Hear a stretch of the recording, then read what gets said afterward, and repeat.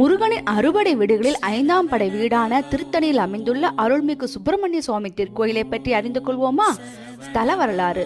முன்பொரு காலத்தில் திருத்தணி மலையில் வேடர்களின் தலைவனான நம்பிராஜன் என்பவர் காட்டுப்பகுதிக்கு சென்றபொழுது வள்ளி கொடியில் பெண் குழந்தை ஒன்று கிடைத்துள்ளது. இக்குழந்தையை கடவுள் கொடுத்த வரமாக கருதி நம்பிராஜன் வள்ளி என்ற பெயர் வைத்து வளர்த்து வந்தார். வள்ளிக்கு திருமண வயது எட்டியவுடன் வள்ளியை ஆட்கொள்ள முருகன் முடிவு செய்தார்.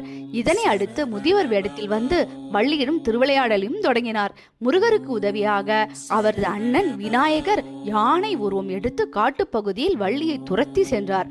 அப்பொழுது அங்கிருந்த முதியவரே பயத்தில் வள்ளி தழுவ முருகன் தனது உண்மையான உருவத்தை வள்ளிக்கு வெளிப்படுத்தினார்.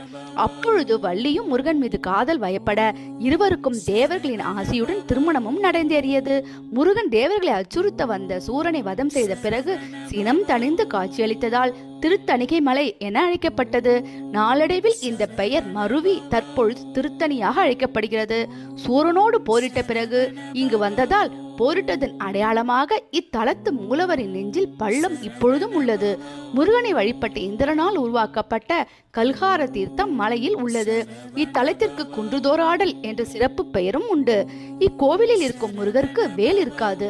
சாந்த ரூபமாக காட்சியளிப்பதால் முருகர் வேல் இல்லாமல் காட்சி தருவது சிறப்பு அம்சமாக கருதப்படுகிறது. அலங்காரத்திற்காக மட்டுமே சக்தி ஹஸ்தம் எனப்படும் வஜ்ரவேலுடன் முருகன் காட்சி தருகிறார். அனைத்து கோயில்களிலும் விநாயகர் சிலை என்பது முதலில் இருக்கும்.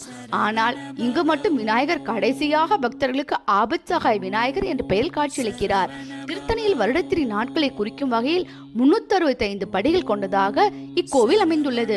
இங்குள்ள உற்சவர் சன்னதி 1,00,000 ருத்ராட்சங்களால் ஆன ருத்ராட்ச மண்டபம் உள்ளது. இந்திரன் தனது ஐராவதத்தை வள்ளியின் கல்யாண பரிசாக தந்த ஸ்தலம் இது. இங்குள்ள மூலஸ்தானத்திற்கு முன் மயிலுக்கு பதிலாக யானை உள்ளது. அதுவும் முருகனை நோக்கி இல்லாமல் வாசலை நோக்கி பார்த்தபடி இருப்பது விசேஷமான தரிசனம். மூலஸ்தானத்திற்கு பின்புறம் உள்ள சுவரில் குழந்தை வடிவில் ஆதி பாலசுப்பிரமணியர் இருக்கிறார்.